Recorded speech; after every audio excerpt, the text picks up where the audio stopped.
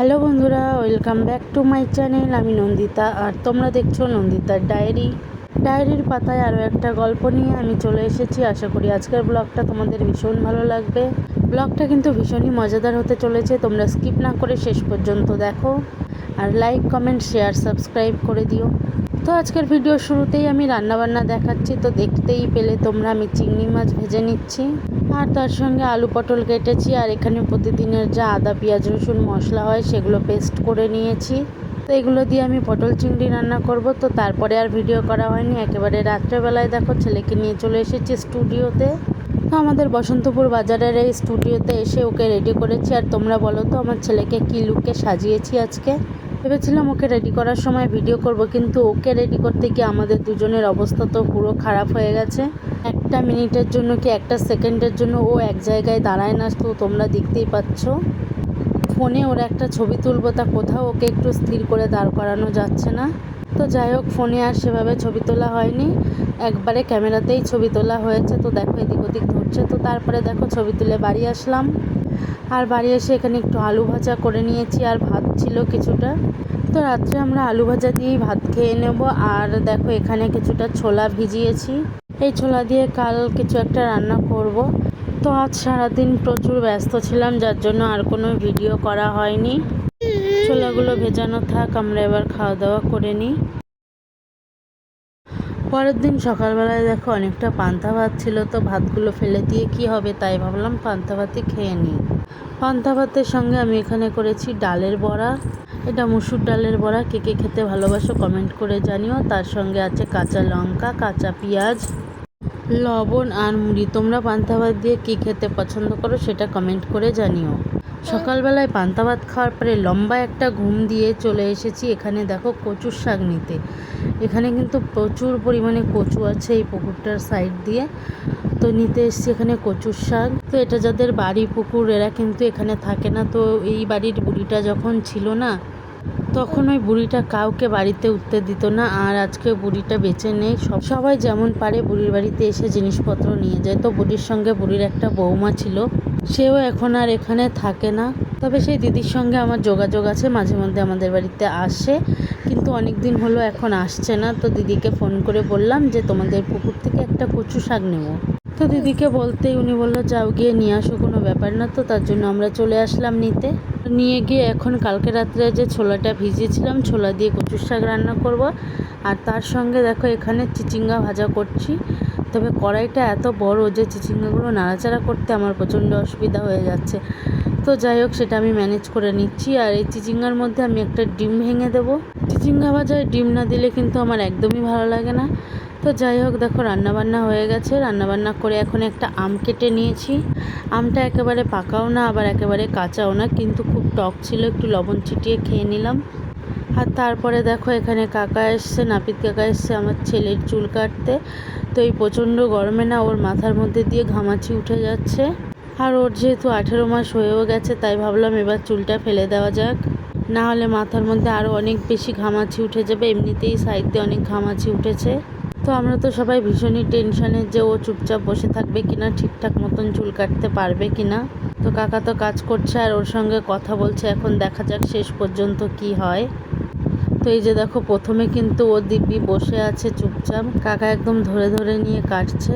তো আবার মাঝে একটু দেখলো কাকার দিকে, তো ওর বাবার কোলে বসে আছে, কাকার দিকে ওর সাথে গল্প করছে আর চুল কাটছে। তো মানে মোটামুটি ভালোভাবেই হয়তো বসে থাকবে এটাই আমরা ভাবছিলাম, কিন্তু শেষ পর্যন্ত কি হলো সেটা তোমরাই দেখে নাও। তো এখনো পর্যন্ত দেখো ঠিকঠাক করে বসে আছে, কিন্তু এবার উঠে দাঁড়িয়ে পড়েছে, আর বসবে না। ওর চুলগুলো সব পড়ে যাচ্ছে, ও কিন্তু আর বসবেই না। দেখো কিছুতেই ওকে বসানো যাচ্ছে না।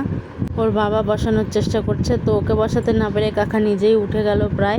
এরপরে দেখো ও আর কিন্তু এক জায়গায় স্থির হয়ে বসছে না। এই অবস্থায় তো ওর মাথায় এই খুরের ব্লেড দিয়ে আর কাটা যাবে না। দেখো মাথা একবার এদিক একবার ওদিক করছে, এরকম করলে তো যে কোনো মুহূর্তে কেটে যেতে পারে। আর কোনোভাবেই কিন্তু ও মাথা এক জায়গায় রাখছে না। দেখো ও দেখার চেষ্টা করছে কি, আর এদিকে ওর হাতেও চুল লেগে যাচ্ছে।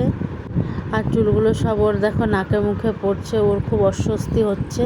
আর ও বারবার হাত দেখাচ্ছে যে ওর হাতে কি লেগে গেল। দেখো হাত ঝাড়ছে, কিন্তু কিছুতেই সে হাত থেকে ফেলতে পারছে না।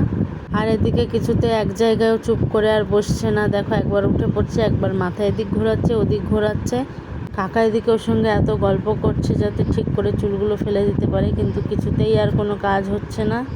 তো তারপরে দেখো এখানে ও আবার কান্না শুরু করে দিয়েছে, কারণ ওর নাকে মুখে চুল যাচ্ছে আর হাতের মধ্যেও চুল লেগে যাচ্ছে। আর এই যে দেখো আমি হাত দিয়ে ওর হাতের থেকে চুলগুলো ছাড়িয়ে দিচ্ছিলাম।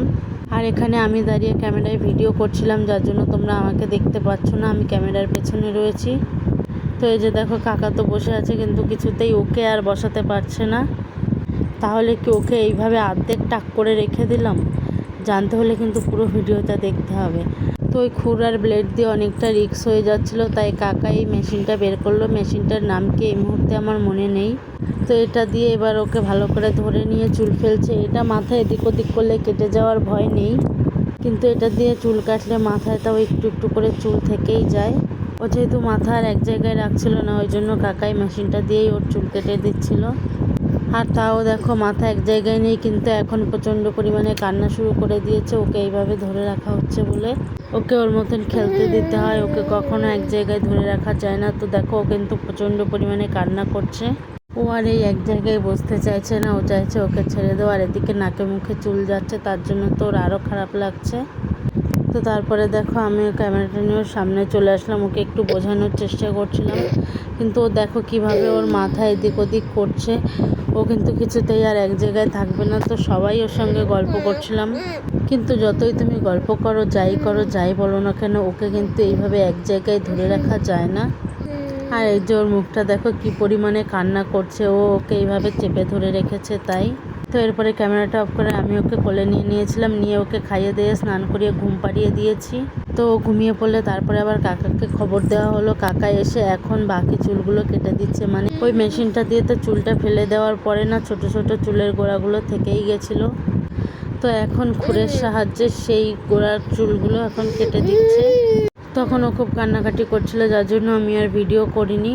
এখন ঘুমিয়ে পড়েছে, এখন আর কোনো আওয়াজ নেই, কিছু নেই। তবে অন্য সব বাচ্চারা যে পরিমাণে কান্না করে প্রথম চুল ফেলার সময়, সেই হিসাবে কিন্তু আমার ছেলে কান্না একটু কমই করেছে। এটা আমার কথা না, আরও যারা ছিল তারা বলছিল। মানে এই কাকা বলছিল উনি তো আরও অনেক বাচ্চার চুল ফেলেছে, তো ওই কাকাই বললো। তো তারপরে দেখো আমি বিকালের কাজগুলো করে নিচ্ছি। বিকালে দেখো আমি জামা কাপড় তুলে নিচ্ছি। আর ওই যে গামলাটা দেখতে পাচ্ছ প্লাস্টিকের গামলার মধ্যে, ওর মধ্যে আমি একটা লেবু গাছ বসিয়েছি। তো পরের ভিডিওতে লেবু গাছটা তোমাদের ভালো করে দেখাবো। আজকে আর দেখাতে পারলাম না, অনেক তাড়াহুড়োর মধ্যে যেহেতু ছিলাম আজকে, তাই আর গাছটা বসানোর সময় ভিডিও করা হয়নি। তো এখন বিকালের সব কাজবাজগুলো গুছিয়ে নিয়ে একটু ইচ্ছা আছে মাঠের দিকে ঘুরতে যাওয়ার। তো এরপরে যখন বৃষ্টি হবে, জল হয়ে যাবে, কাদা হয়ে যাবে, তখন আর মাঠে যাওয়া হবে না। আর দেখো আজকে মাঠে যেতে যেতে রাস্তায় কার সঙ্গে দেখা হয়ে গেল তোমরা দেখতে পাচ্ছ। এই যে বড় সাইজের একটা দাঁড়ার সাপ, সে এখানে বসে তার খাবার খাচ্ছিল। তো আমরা পাশ দিয়ে চলে আসলাম। মাঠে আজকে প্রচণ্ড পরিমাণে হাওয়া দিচ্ছিল, ওয়েদারটা খুব ঠান্ডা ছিল। আর এদিকে দেখো মাঠের রাস্তায় আমার ছেলেও খেলে বেড়াচ্ছে, আমার বড় রয়েছে সঙ্গে। আর এখন দেখো মাঠটা কেমন লাগছে, চাষিরা সব ফসল কেটে নিয়ে গেছে। এক সময় দেখতে এক এক রকম লাগে। তো আজকের ভিডিওটা এটুকুই। ভিডিওটা তোমাদের কেমন লাগলো জানিও। ও হ্যাঁ, সন্ধ্যাবেলায় বাড়ি এসে একটু চাউমিন করেছিলাম। ভিডিওটা ভালো লাগলে লাইক করো, কমেন্ট করো, চ্যানেলটা সাবস্ক্রাইব করে দিও। তোমাদের সঙ্গে দেখা হচ্ছে পরের একটা নতুন ভিডিওতে। সবাই ভালো থেকো, সুস্থ থেকো, আর আমার চ্যানেলটা সাবস্ক্রাইব করে দিও এরকম সুন্দর সুন্দর ব্লগ দেখার জন্য।